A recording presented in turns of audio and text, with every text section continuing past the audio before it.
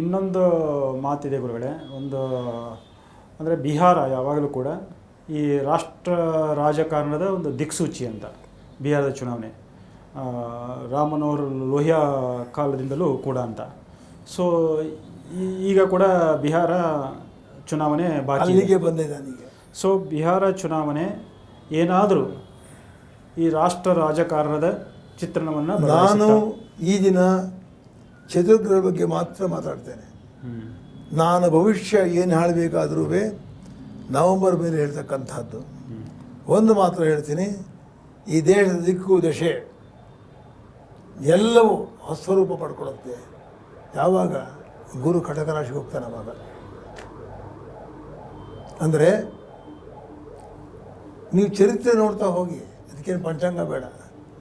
ಚರಿತ್ರೆಯಲ್ಲಿ ಬಿಹಾರದಲ್ಲಿ ಏನೇನು ಬದಲಾವಣೆ ಆಗುತ್ತೆ ಅದನ್ನಂತರಿಸಿ ಭಾರತ ಬೆಳ್ಕೊಂಡು ಬಂದಿದೆ.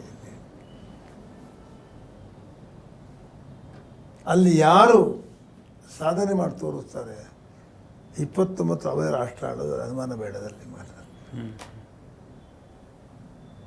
ನಾನೀಗಾಗಲೇ ಅದನ್ನು ಹೇಳಿದ್ದೇನೆ, ಬಹುತೇಕ ನೀವು ಪೇಪರಲ್ಲಿ ಓದಿರ್ತೀರ, ಆದರೆ ಸಂದರ್ಶನ ಕೊಟ್ಟಿದ್ದೇನೆ ನಾನು. ಅದೇ ದಿಕ್ಸೂಚಿ ಎಂದು ನಿಮ್ಗೆ ಖಂಡಿತವಾಗಿ ಹೇಳಬಲ್ಲೆ.